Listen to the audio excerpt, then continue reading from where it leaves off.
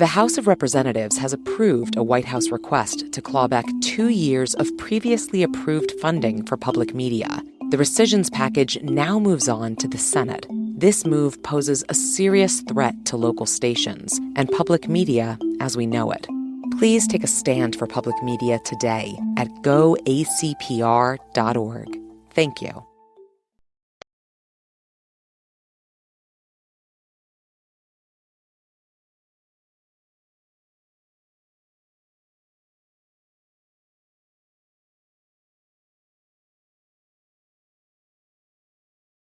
Hello and welcome to Car Talk from National Public Radio with us, Click and Clack, the Tappet Brothers. And we're broadcasting this week from the Center for Bold Predictions here at Car Talk Plaza.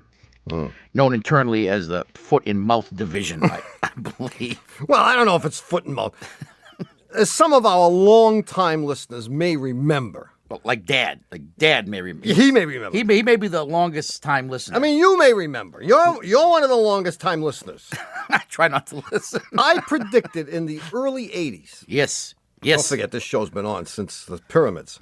In the early 80s, I predicted that Ford Motor Company would become the car company of the 80s. Should we go farther back? We'll go back to AMC? Yeah, you don't want to talk about Or the that. Rio. But go ahead, I'm sorry. I mean, there I was, and it was like 1981, and I said, Ford Motor Company is headed way up. And if you recall, that was the time when they introduced the Taurus, and the Taurus has become, depending on how you count, the highest selling volume car in the country. So I looked good on that one. Oh, and flush with success from the 80s. My brother then went zooming into the 90s, predicting that the only company left. He already tried AMC. That didn't work. No. Ford, well, he seems to have had success with that. General Motors would be the car company of the 90s. And being that it's almost, as John Wayne would say, close on to No more 90s. 98. Well, I'd say things are looking pretty grim. Nostradamus strikes again. 1-800-332-9287. Hello, you're on Car Talk. Hello, guys. My name's John. I'm from Columbia, Missouri. Hi, John. John, a nice, simple, straightforward name. Yeah, even without the H, so it's even shorter. Oh, it's without the H. like Jonathan. Exactly. Ah. But I go by John to keep it short. John's good. Okay, not as simple as I thought. See, nothing is as simple Columbia, as it seems. Missouri. Columbia, Missouri. Yeah. What's shaking? Well, I have a 1989 Chevy S10 Blazer. Yeah. A couple weeks ago, I was driving to a wedding with my fiancée, and near the end of our drive, smelled something funny, which is always a worry. And whenever I smell something funny, I think, oh, God, I hope it's not my car. Oh, my fiance. Or my fiancée. Oh, boy. Go ahead. And I was trying to figure out what it was because it was a familiar smell to me. And I was a biochemistry major in undergrad, and eventually I decided it kind of smelled like boiling acid. Good. So knowing that the battery is about the only place where there's good amounts of acid in my car, when we stopped at the church, I got out and checked it, and sure enough, the battery was boiling. Excellent. Good for you, man. And so after I let it cool, I went and skipped out on the reception for a little bit, got a new battery, and took the old one out. The old one was still really hot. Even it was kind of almost swollen a little bit and really ugly looking. Yeah. And put in a new one, and that's too bad. Well, no, maybe not. After I put in the new battery, I noticed that it tended to run high and would have every now and then kick over into too high, giving me too high of a reading. Yeah, that's what fried battery number 1. Yeah. And is beginning to fry battery number 2. Exactly. Classic overcharging. Okay. And that results in acid boiling, expansion of the battery, and it can blow up. Exactly, because it makes hydrogen, right? You got it. Yes, makes hydrogen gas. All those biochem courses were worthwhile. Parents This is money all he well spent, retained I from those courses. Basic batteries, 101. So where are we now? Have you replaced the alternator? And this thing has This has a built-in voltage regulator in the alternator. Okay. Which you could replace. You could replace just the regulator part of it. Okay. Which is what's wrong. Okay. The alternator produces electricity. Correct. And The regulator regulates it. Yeah, I mean, obviously it makes more electricity the faster it turns. You know, Faraday's law, that was one of the other courses you took. No, he didn't take that course. He didn't take that course. He was busy taking chemistry courses. So if it's turning too fast, it'll make more electricity than you want, and that's why you have a voltage regulator, which prevents that electricity from getting to the battery. Okay. Now, a couple years ago when we were going to this other wedding, the car did the same thing. Only this time the battery smelled like rotten eggs, and it looked even worse than this one that I just took out. That battery was bad. It was, That battery was sulfated. Okay. That's why the rotten egg smell. Oh, okay. That was a battery failure for a different reason. Oh, okay. Yeah. This battery number 2 here failed because the thing overcharged. Okay. And battery number 3, which is the current battery, is about to fail if you don't fix the problem. Okay. So replace the voltage regulator, and you'll be ready to go to another wedding. Okay. Probably your own. That sounds great. I was worried that my car might be jealous of my fiancé or something like that. Nah, I don't think so. That doesn't happen these days. Nah. Good. Well, if it does it again, I'd be suspicious. Yeah. Good luck, John. Well, thank you guys very much. All righty. Thanks for calling. Bye-bye. 1-800-332-9287. Hello, you're on Car Talk. This is Erica in New Orleans. Erica. Erica. How New are you? Orleans. Now, New Orleans is one of the interesting cities of the world. You know, It's one of the most unique cities in the country, yes. Yeah. I mean, there are a handful of cities of which there are no copies. I mean, Minneapolis ain't one of them. Right? No. Yeah, and this city is full of characters. That's what makes it so unique. Yeah. And the Café du Monde. That's right. Café du Monde, the snowballs, the daiquiris, the hurricanes. Yeah. The drunks. The winos. The crime, Right. the drugs. Right. Nice Perverts. place. Yeah, great. We love it. So anyway, Erica, what's on your mind today? What's on my mind is I have a car problem and an interesting situation that adds a twist. So should I give you the problem first? Sure, just lay it on us. All right. Sure. I have an 85 Celica, and it has almost 160,000 miles on it. Excellent. It's excellent. The problem is Toyotas are too good because this car, it still runs fairly well. I mean, it's not very nice to look at. It's fallen apart, but it has performed very well. But I think I have a potential major problem, which is this. When the car is in gear and idling, and I have the air conditioner on, which I need to use whenever I'm in the car in New Orleans. In gear, meaning it's an automatic transmission? Yes, it is. Really? Yes. So, So when it's in drive or even in reverse and the air conditioning is on, it makes, from the bottom of the car, I don't know where, this horrible metallic rattling, shaking, Sure, purring. No Yeah. problem. And what happens is when I come to a stop sign or a stoplight, what I'd have to do is I have to pop it into neutral, and then it goes away. It Yeah. doesn't happen. But when it's in gear, and I was outside of the car when my boyfriend was driving the other day. I could hear it down the street. It's really embarrassing. Well, Dougie Berman, our producer, had his hand up going, ooh, call on me. Mr. Conte, Mr. Conte. But wait a minute. Can I give you the situation? Yeah. Okay. Because no, don't tell me whether... That part of the question is simple and straightforward. Oh. But give us the complication now. Well, it's interesting. And Yeah. I am an impoverished graduate student, and my parents bought this car for me when I was in college. And they know that I will be an impoverished graduate student probably until the next millennium. You've been in college since 85? No, they bought it for me. They bought it for me with quite a few miles on it, knowing it wasn't going to last forever. Right. So I get this. Everything's, I haven't had that many problems with it. But I get this email from them a couple of weeks ago, and my dad said, by the way, how is the car holding up? Do we need to think about helping you get, a trade-up? So I'm thinking, and I happen to be going home to visit them for my birthday in a couple of weeks, and I'm thinking, can I play this out into some sort of major trauma? See, I could see immediately that when I said that problem that you gave us was relatively simple and straightforward, I noticed a little, not a little, but I sensed a dejection on your part. You were very disappointed to hear that. You were hoping that we would say, that's the end of this, baby. Yeah, the rod bearings are gone. Right. That's what the noise is. You But want I us to suppose tell you that's that? good news for the car. I mean, we can tell you that, if Okay, that's well- what you want. If you think your parents are listening. and you've sent us the requisite $20 bill, then we can give you any answer you want. I don't want to be racked with guilt, though. I would hate to be deceitful. So maybe I should wait until there's a true emergency, like, the engine block cracks or something, and then I could really... We can tell you how to do that. Well, no. How much I know how to longer? do that, too. Then my dad would kill me, actually, because he's really big. I know he's putting oil in it. How much longer do you tend to milk this? Stay in graduate school. Well, it's, things, PhDs, they don't just hand out, Is he a PhD in art history? No, something even less marketable. Can you believe that? But I know you're going to make fun of me. What? Yeah, we are. I'm doing a PhD in anthropology.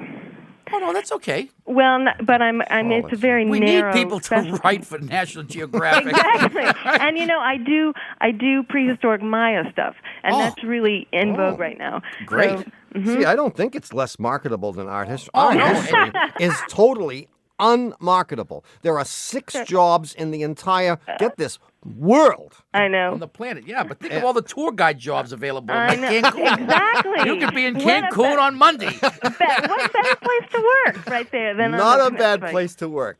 Well, for every obscure and bizarre subject that you could possibly dream up, there's 5 people who study it. Yeah, and you're one of them. I'm Well, one here's of a story with your car, if you're interested. I know you're She's not anymore. barely them. No, interested. tell me, because I need to fix it. It's Well, embarrassing. either the 4 bolts that hold the compressor to the bracket are falling out, so when you engage the compressor, you actually make it compress the refrigerant, it's shaking, and that's what that blah, blah, blah, blah, blah. Or the compressor is going bad. Or the compressor clutch is going bad. One of those 3 things. Or it simply could be, in my humble that opinion, the idle is too low. It could be the that. idle is too low or not very smooth, and when you stop and you're in drive, the whole engine is shaking. And But that's aren't- causing whatever it is under there to vibrate, and Dougie thinks it's the heat shield on the catalytic converter. Which fell off Really? 3 years ago. Well, wait, let me talk to Which Dougie. it may well be. Dougie? I mean, neither of these things would be terribly expensive to fix. Well, that's good news for my budget. It's good news for your budget, and I think the car will last. I mean, first of all, how much driving do you do with the car? Not a lot. Not a lot. No. So this will certainly get you through a PhD. Well, Erica, good luck with your car. Thank you. Dad's off the hook for a while. Well, he'll be relieved. I Thank think. you. Thanks a lot. See ya. Thanks Bye. for calling. Hey, we've got more calls coming up right after this, so don't go anywhere. This message comes from Wise, the app for doing things in other currencies. With Wise, you can send, spend, or receive money across borders, all at a fair exchange rate. No markups or hidden fees. Join millions of customers and visit wise.com. T's and C's apply.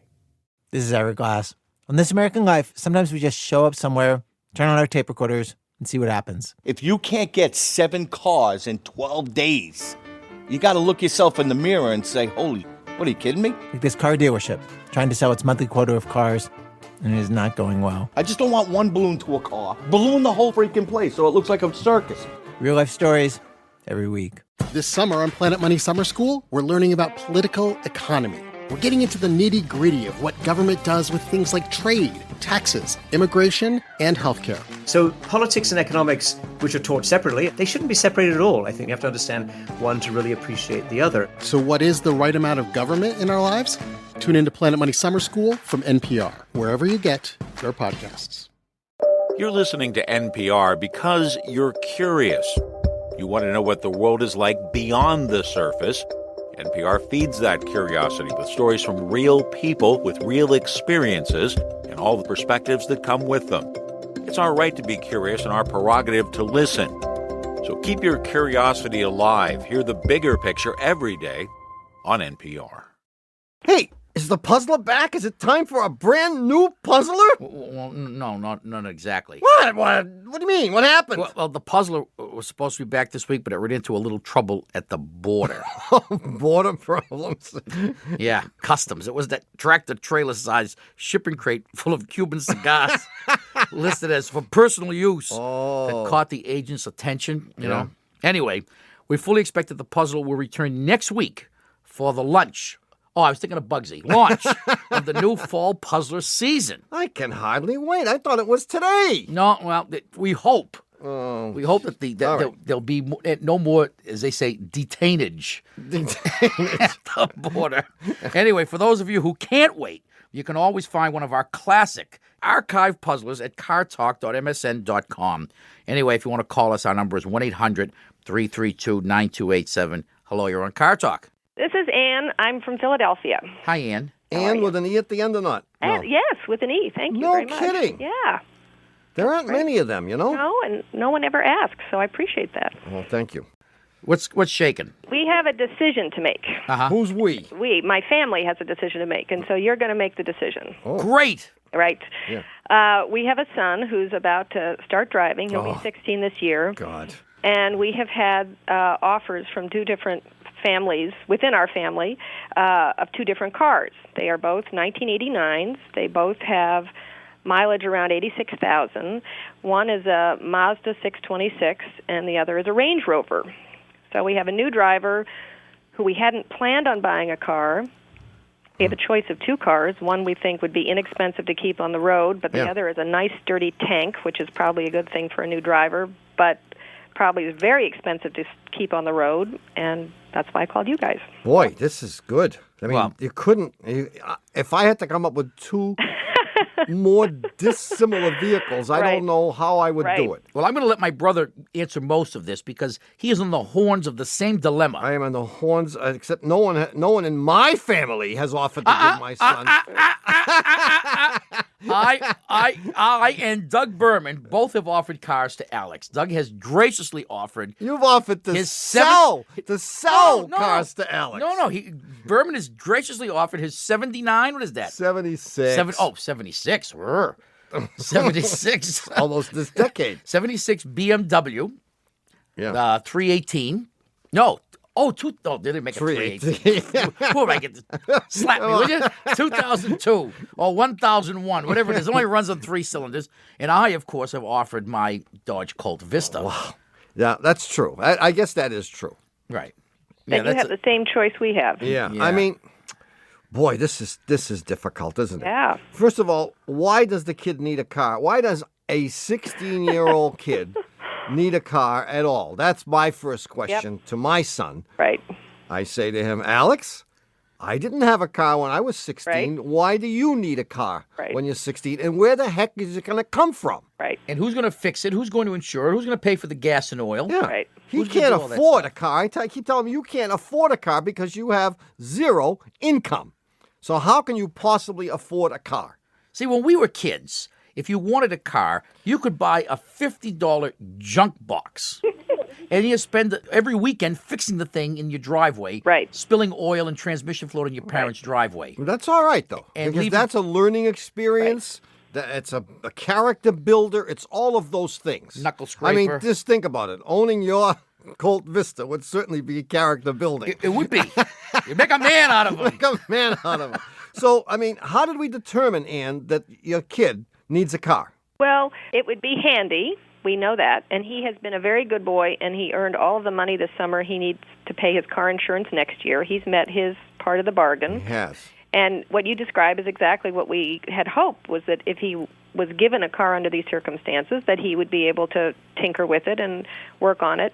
I don't think he can do that with the Range Rover because they're expensive and they have to have Range Rover parts and all that stuff. But it's such a nice, big, heavy car, and our insurance guy tells us that beginning drivers have a terrible rate of accidents. Yeah. And, well, the Range Rover would be my choice. I mean, there are the pros and cons of both, obviously, and you've put your finger right on it.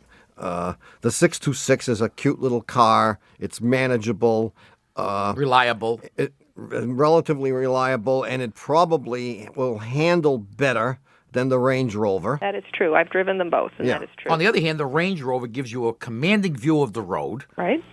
It's safer if you're struck by something or strike something. It's less safe, however, if you speed, because it has a very high center of gravity. Since you seem to think that your son is a mature, such as it is for a 16-year-old, honest, hard-working kid, I, too, would vote for the Range Rover, and if he ever had an accident, I'd give him a dope slap that he would remember till he was 100. But are these horribly expensive cars to keep on the road? Yeah, but that's good, too, because it'll humble him.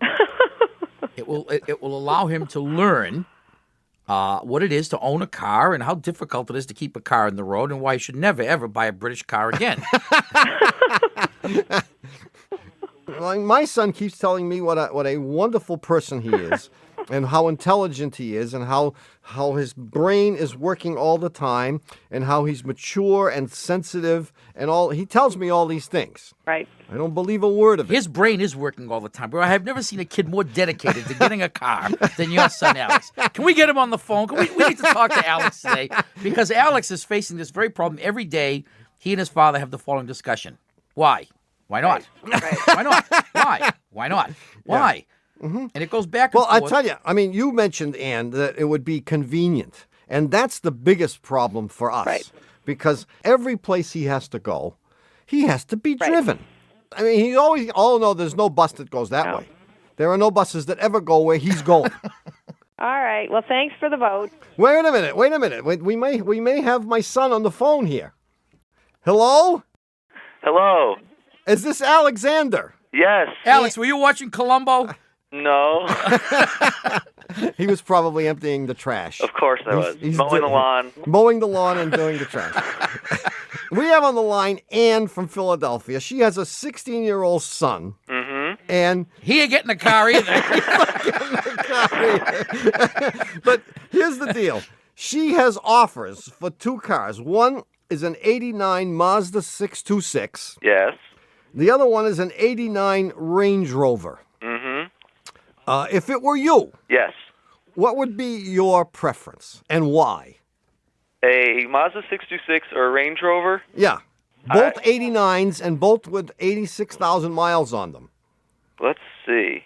I would have to go with the Range Rover, probably. Why? Because it's cool, right? It's cool. Definitely Ah, cool. oh, that's Oh good. no, let's put in one other condition. Okay. That you have to repair the thing or pay for the repairs yourself. Mazda.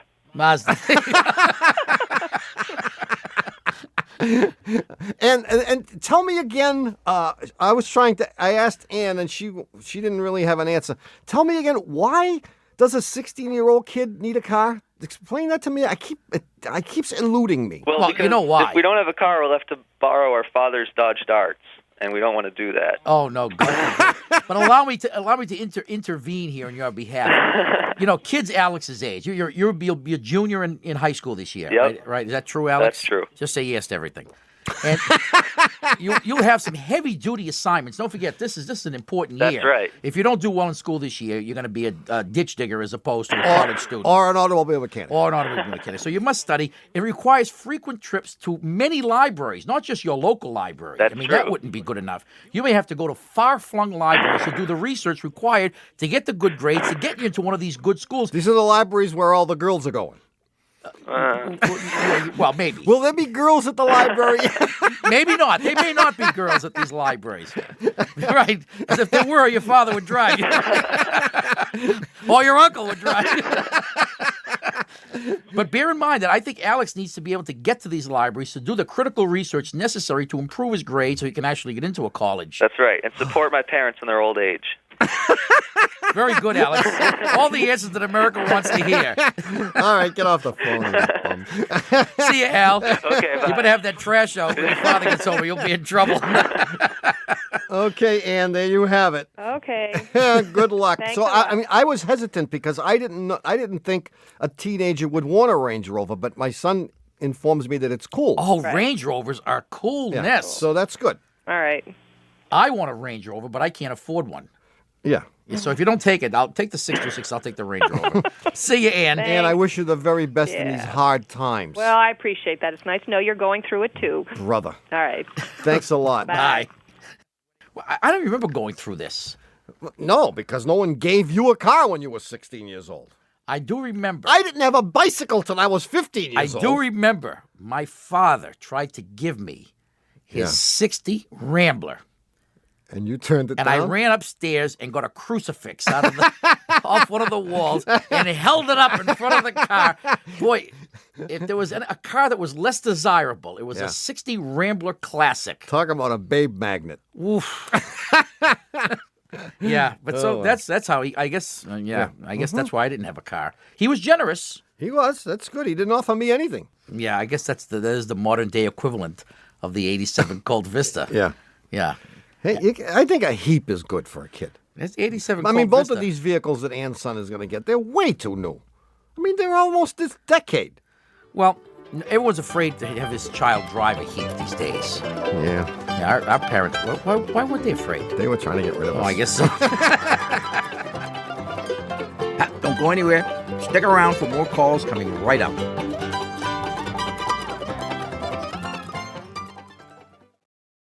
At Planet Money, we know that economic jargon can sometimes feel like speaking another language. Yeah, like arbitrage, alpha, autarky. That's just what's in the news these days. There's also absolute advantage, aggregate demand, aggregate supply, and this is just the A's. Oh, animal spirits. That's a pretty good one.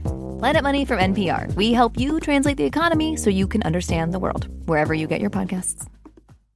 You know those things you shout at the radio or maybe even at this very NPR podcast? On NPR's Wait, Wait, Don't Tell Me, we actually say those things on the radio and on the podcast. We're rude across all media. We think the news can take it. Listen to NPR's Wait, Wait, Don't Tell Me wherever you get your podcasts. Grab a snack, make the bed, check your mail, or catch up on the latest news with the NPR News Now podcast. Listen in the time it takes you to do any of those other activities or while doing them. We bring you the stories you need to know in just 5 minutes every hour of every day. Listen now to the NPR News Now podcast. Hey everybody, it's Ian from How to Do Everything. On our show, we attempt to answer your how-to questions. We don't know how to do anything, so we call experts. Last season, both Tom Hanks and Martha Stewart stopped by to help. Our next season is launching in just a few months, so get us your questions now by emailing howto@npr.org or calling 1-800-424-2935.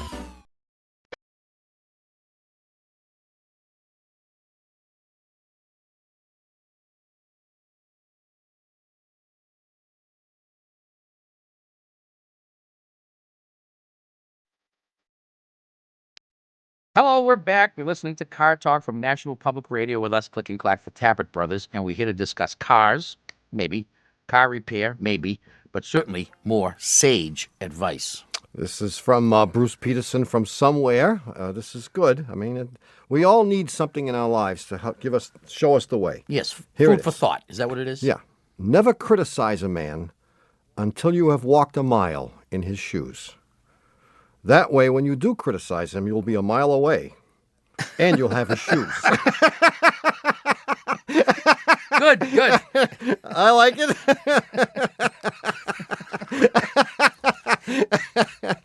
See, I mean, you don't realize the deeper meaning. I mean, you've heard that expression, you have to walk a mile in his shoes. Well, I must confess, I never understood why. I never understood it either until just now. Until just now.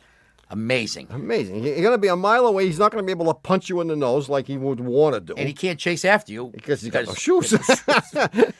Now, as everyone must know by now, we even have received letters from the Clintons. The Puzzler has been on a long and well-deserved summer vacation. And Wow. it is our fervent hope and dream that when it returns next week to kick off the fall Puzzler season. I can hardly wait. Yes. I really can hardly wait. Yes, indeed. It's I very can't exciting. wait either. It will be refreshed, renewed, reinvigorated, reinvented. And will it be any better? It'll be the same lousy Puzzler it's been for 20 stinking years.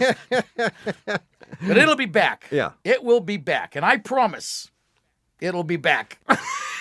I don't know. Well, anyway, if you must puzzle yourself while the puzzler is still on vacation, just visit the radio section of cartalk.msnet.com and try one of our arch rival. Did it say arch rival? Arch rival. Archival puzzlers from the vault. The vault, yeah. Okay. Now, if you'd like to call us with a question about your car, the number is 1-800-332-9287. Hello, you're on Car Talk. This is Siri Bryant. I'm from Siri. Seattle. Siri. Oh, Yes. oh boy, this is a challenge. Siri, let's see, from Seattle. Maybe that'll help us know. Siri. Siri. Yes. Okay, Siri. Now, are you going to go with a C or with an S? I'm with a C. I'm with a C also. Are It's we all right? S. It's an S. It's Okay. an S. We knew that. Siri. We're just testing you. Siri. Siri. I'm going with S-E-R-E. That's it. Simple. S-I-R-I. Of course. Yeah, I meant that. You were very close. Though. Yeah. All right. Is this an Indian name? Yeah, actually it is. It's Hindi, I believe. Hindi. Yes. Hindi, yes. It's the name of a star. Is it? All right. Siri from Seattle. Great. Yeah. All right. Now what's up? Well, I have a Hyundai Excel, and it's 1990, and my car works fine on the drive to work, but when I'm on my way home, the car, when I come to a stop, it won't idle properly, and it starts to drop below 1,000 and then starts shaking at like 800, and it just dies. And I can restart the car, but then it just does that again. All right, let me ask a question. Is it the same distance from your house to work as it is from work to your house? It's the same distance, but it just takes longer to get home. It takes longer, right? So therefore, it must be a greater distance. And it takes longer because of traffic? There's traffic. Well, just because there's more traffic on the way home than on the way. Sure. Right. And you have to stop to pick up a fried chicken and all that stuff on the way home. Well, I'm a vegetarian, but sure. Well, fried eggplant. Okay, fried eggplant. Fried eggplant. Yeah. All right. Can we talk about vegetarianism for a minute? Go ahead. Go ahead. Are you a vegan or just a vegetarian? No, I'm not a vegan. I'm just don't like meat. I mean, the vegans are really wacko, huh? Do you eat poultry? Nope. Fish? Nope. Dairy products? Yep. Chicken? No. That's poultry. That's poultry. That's poultry. Well, my sister is a vegetarian, but she eats chicken because she says chickens are stupid. And they deserve to be eaten. And I guess that's her requirement. But I didn't think cows were all that bright. No, well, all right. You just don't like the taste of meat. I hate the taste of meat. The texture and the taste and the smell combined means no eating. I didn't eat meat until I was about 15 years old. I couldn't stand the taste of it either. And my parents beat it into me. They said, you must eat meat. Well, they were right. Meat's important. Yeah. And all those foods that people are denying themselves now, wars were fought so that we could have those foods. Yeah, exactly. Right. And you are... People died. People died. And you are demeaning by not The eating those importance, foods. The importance. value. The value and the lives those people gave. They gave up their lives so you could eat eggs, meat, bacon. But what if I don't want to eat it? What if I don't You like gotta it? eat them. Some people don't like the taste of tea. A taste of what? The taste of tea. There was a Boston Nobody Tea fought Party. any wars for tea. What? You don't remember the great tea wars of the 18th century? Come on, don't you know your history? All right, we're giving you a hard enough time. So your 90 Excel runs lousy on the way home in the hot weather. Right. And you want to know why. Yeah. The reason overheating. why is that you have vapor locking. I thought about that, but won't it? It won't restart if it has vapor lock. Won't? Oh, no, it'll restart. It will? It will restart. This car is fuel injected, and fuel injected cars tend to vapor lock with a lot greater difficulty than carbureted cars used to. But they still do to some extent, and the ones with better designs tend to vapor lock less. Some cars, for example, that have electric fuel pumps have 2 fuel pumps to prevent vapor locking. They didn't start off necessarily with 2, but they realized at some point we need another fuel pump because the thing vapor locks in hot weather. So they have an external pump, and then they threw another one in the tank. Volkswagens, for example. Hyundai wasn't in the budget. Right. They said, look, once in a while they're going to run lousy, but what do you want for 10 grand? Exactly. So on those hot days, it may vapor lock, and the solution is to leave work an hour early. Okay. You could leave an hour late, but then you'd be working too much, and it's summertime. I'd leave an hour early, skip the traffic, you'll get home in no time. Okay. As long as you're moving, it's okay, isn't it? Yeah, but as soon as I come to a stop, it's, Yeah, right. it's all or nothing. Because it gets hotter when you come to a stop. I mean, it could be that the fuel pump is weak, too. We actually changed the fuel filter, and we got some new sparks in there because we didn't know what was wrong with it at first. But that's good. That's good. Have your person, whoever that is, check the fuel pump pressure. Because Okay. if the pump is weak, it'll have a tendency to vapor lock even more so. Okay. So that may be it. Great. Well, thank you. Have a cheeseburger. A cheeseburger with a slice of onion. I mean, it may sound vomiticious to you right now, but believe me, there'll be a day when you'll say, "Boy, I can't believe I went my whole life without a damn cheeseburger." Good luck, Siri. See you, Thanks for Siri. calling. All right. Thank you. Bye-bye. Bye. I just don't see it. I try to tell my sister that it is the simpler life forms that have the simplest diets. Right? Simpler life forms have the simplest diets. By extrapolation, you will lose brain power if you don't eat a variety of foods. If you limit yourself to just like carrots and eggplant, pretty soon you'll be an eggplant. Pretty soon you'll have the IQ of an eggplant of a rabbit. Oh, a rabbit. A rabbit. Yeah. I think. This is an interesting theory. I think. Have you considered a PhD dissertation I'm on working on it. Whew. Well, it's happened again. You've passed away. Another hour listening to Car Talk. Don't scare me like that. Our esteemed producer is Doug the Subway Fugitive, not a slave to fashion, Berman. Our associate producer and Dean of the College of Automusicology is Ken Babyface Rogers. Our assistant producer is Catherine Cathode Ray. We don't make enough fun. Somebody said to me the other day, you guys don't poke enough fun at Catherine. We don't. No, well, we'll have to work on that.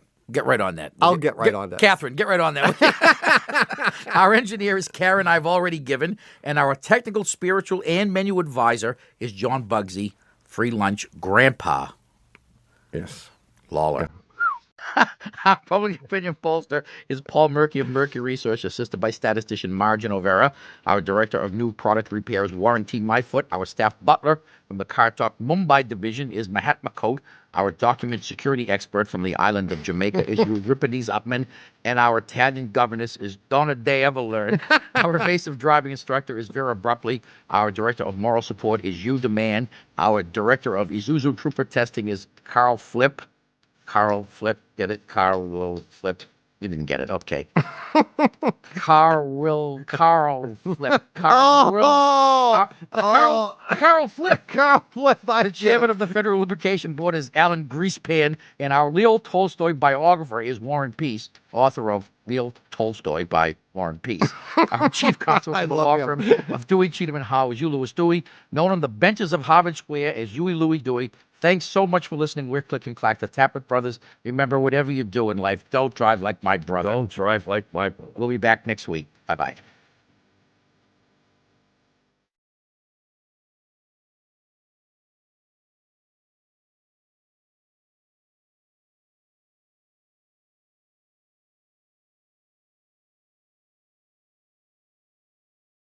And now, with an important announcement, here is Car Talk Plaza's chief mechanic, Mr. Vinny Gumbatz. All right, now listen up. If you just want to copy this here Car Talk show, which is number 36, here's what you got to do, all right? You're going to give people the phone number? Is that it, Vinny? No, I'm going to make them dial random digits so they happen to reach us, you moron. What do you think I'm going to do? The number to call is 303-823-8000. And what's the number if you want a best of Car Talk CD or like other Car Talks? You know, you're getting on my nerves, radio man. It's the same number.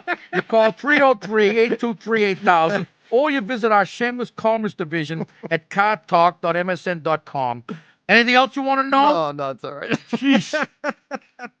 Car Talk is a production of Dewey, Cheatham, and Howe and WBUR in Boston. And even though Scott Simon's eyes well up when he hears us say it, this is NPR, National Public Radio.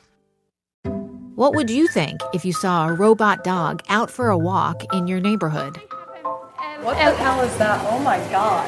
This is Basha. She's hanging out with us. Okay. So could I have a medium? Double takes and how they can change your point of view. That's on the TED Radio Hour podcast from NPR.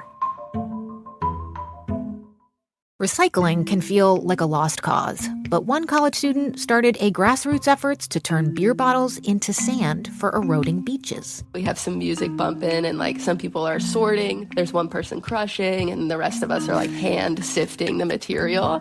Now you can come up with creative ideas by taking a second look. Double Takes. That's on the TED Radio Hour podcast from NPR.